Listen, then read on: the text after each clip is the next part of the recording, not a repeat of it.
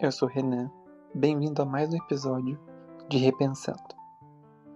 Bom, nessa semana eu queria refletir um pouco sobre aquilo que a gente já falou por aqui.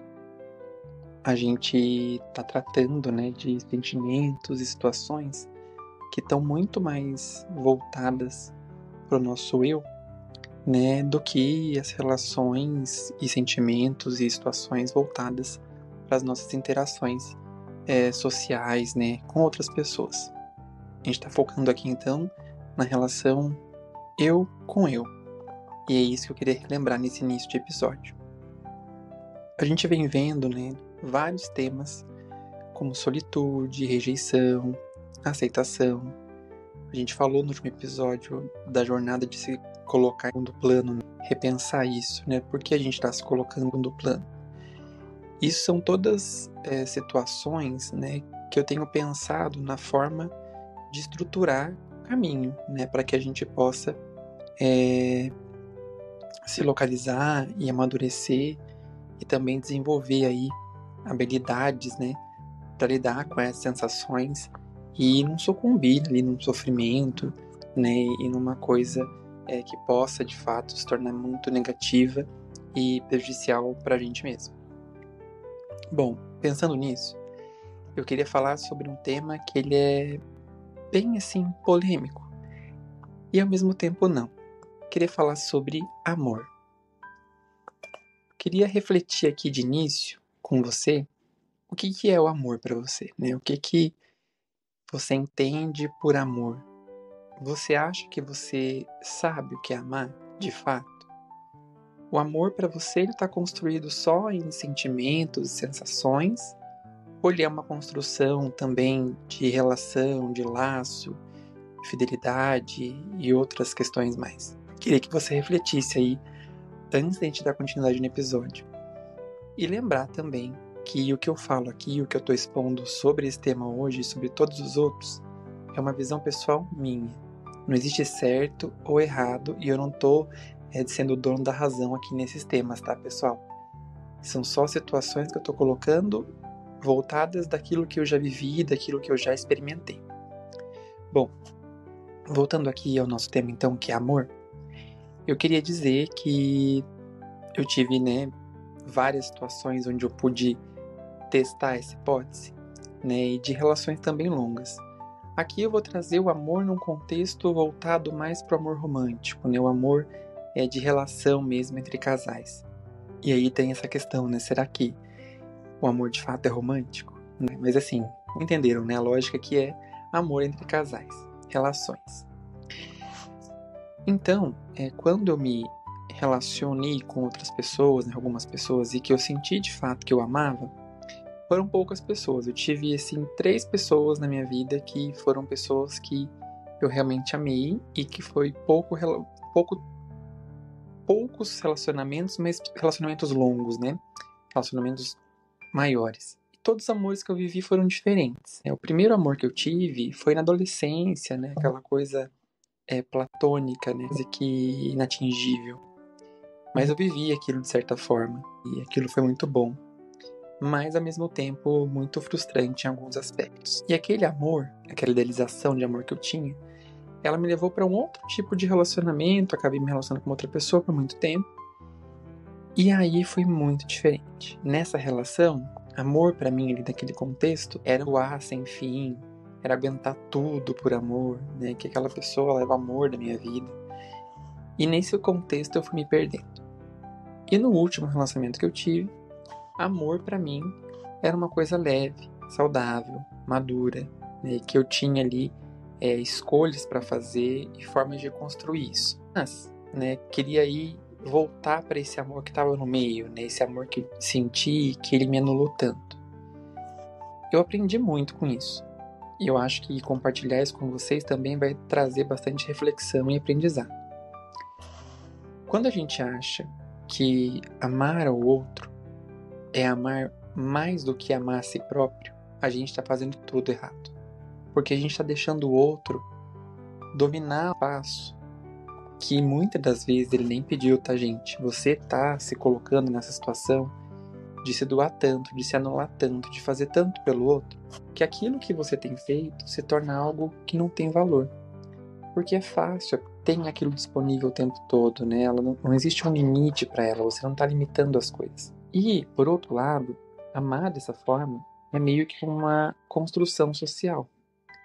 A gente foi ensinado também a esperar muito do outro, né? Então ele tem que ser perfeito, ela tem que ser perfeita, tem que me tratar bem, tem que ali suprir as minhas necessidades financeiras, às vezes, depende da criação que você teve. Também tem a questão de precisa, né, ser aquela pessoa encantadora, perfeita, o tempo todo ali, bem arrumado, cheiroso, maravilhoso. Só que quando a gente vai para a realidade da vida de casal, não é isso. É a maior parte do tempo, durante esses movimentos que a gente tem, né, dentro de um relacionamento, a gente tá, muitas das vezes, no dia a dia, no cotidiano, e é a maior parte do relato. E a gente vai lidar com as questões do outro, lidar também com as nossas questões.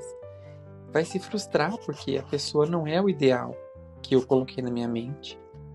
E aí a gente vai começar a ter algumas questões onde você vai se perguntar se você de fato ama ou não aquela pessoa. E aí também perguntar se aquela pessoa é para você ou não. Só que você está baseando muitas das vezes, como eu me baseei, num perfil, né, num estereótipo social que não existe. Então a gente fala que é aquele amor da Disney, o príncipe, a princesa, né, o cavalo branco, enfim. A gente idealiza esse amor de uma maneira que ele não vai se concretizar. Então, para começo de conversa, a gente tem que tirar essa idealização do que é amor. A gente não tem que basear o amor naquilo exatamente que foi ensinado culturalmente e socialmente pra gente. A gente tem que olhar de uma ótica do que é amor pra gente. Por isso que eu fiz aquela pergunta no início. Se você tá pensando que amor é como os contos de fadas da Disney, já tira seu cavalinho da chuva, senta aqui com o cinho e começa a chorar, porque você vai ter que revisar isso aí e amadurecer. Esse amor, né, perfeito, platônico, ele é muito infantil. Né? Não é o amor existente de fato, né? A gente não vai alcançar isso. Para alcançar isso, a gente tem que forçar muito a barra, né? De ambos os lados. Então isso não é saudável para ninguém, né? E não é também uma referência que a gente deva seguir, porque ela só vai nos trazer frustração. Bom, no meu último relacionamento, eu entendi então, de fato, que para mim era amor. Então, é olhar o outro, né, e ver os defeitos ali daquela pessoa e entender até onde eu vou aceitar aquilo, até onde eu aguento também aceitar aquilo, né? Aquele defeito, aquela falha, né, aquela questão do outro, ela é uma questão que eu suporte, né? E tem outras qualidades e características no outro que compensem isso. Então, para mim, o amor se tornou uma coisa meio racional, apesar de eu sentir, né? E ele ficou tão calmo, tão tranquilo, que durante um tempo eu pensei que eu não amasse. Falei, nossa, isso aqui tá muito marasmo, porque meu relacionamento anterior era um relacionamento difícil. Então, eu comecei a observar, e durante o processo de terapia, né, que é muito importante, eu sempre falo e reforço aqui, foi aí que eu fui entendendo que eu estava mudando a minha dinâmica do que era amor, com base nas experiências que eu havia tido nos meus relacionamentos anteriores. Mas, olhando agora para uma ótica social e a gente pensando no tempo da gente e aí pensando em olhar para si, que também é a proposta desses podcasts, né, desses episódios, e eu já falei isso no início, pensando nessa lógica, nessa dinâmica, uma outra pergunta vem, pauta. Você se ama o suficiente? Você tem amor próprio? Então como eu vou dar amor para o outro se eu não me amo o suficiente? Ou como eu vou amar outra pessoa da maneira que eu estou amando ela mais do que eu me amo? A gente precisa repensar essa lógica e essa dinâmica do amar para com a gente. A gente tem sempre estar inteirado e sempre estar preocupado no amar o outro, no satisfazer o outro dentro de uma relação. Também tem um ponto que a gente quer ser satisfeito, a gente vai ir atrás disso, né, com muita frequência, mas a gente sempre quer agradar o nosso parceiro. E isso não está errado, tá, pessoal? Acho que isso sim é válido e também faz parte do processo de trocas e de construção de um relacionamento saudável. Mas, quando a gente está fazendo isso além do que deveria e está passando ali os nossos limites, que a gente já falou também em episódios anteriores, a gente está fazendo algo que no fim nos vai fazer mal. Você está criando uma dependência do outro. E isso vai fazer com que, se o outro sair da sua vida, você fique num estado que vai ser muito mais difícil de você se recuperar e de você se erguer. E também, se for um relacionamento tóxico, isso vai fazer com que você tenha mais vulnerabilidade para voltar para essa relação, né? Porque você acaba sendo mais maleável e aceitando coisas que não deveria aceitar. Então, refletir sobre o amor próprio aqui é o primeiro. Feito isso, né, você refletiu sobre como você se ama, eu queria que a gente aqui juntos refletisse algo que tem me afligido durante os meus últimos dias. Amar o outro, e depois que eu já aprendi a me amar, e que eu sei os meus limites, eu sei e eu entendo a rejeição do outro, a minha rejeição, aceito, enfim, tenho as dinâmicas de não me colocar em segundo plano, de sempre estar ali, ser protagonista da minha história. Feito isso, feito esse exercício, sabendo que eu tô aqui nesse ponto da vida, como eu vou trazer alguém para dentro da minha vida e ainda manter todo esse círculo de sentimentos arranjados e organizados de maneira que eu me sinta ainda eu, que eu não perca a minha identidade? E aí outra pergunta vem desse processo. Como eu encaixo alguém na minha rotina? Como você está hoje psicologicamente falando?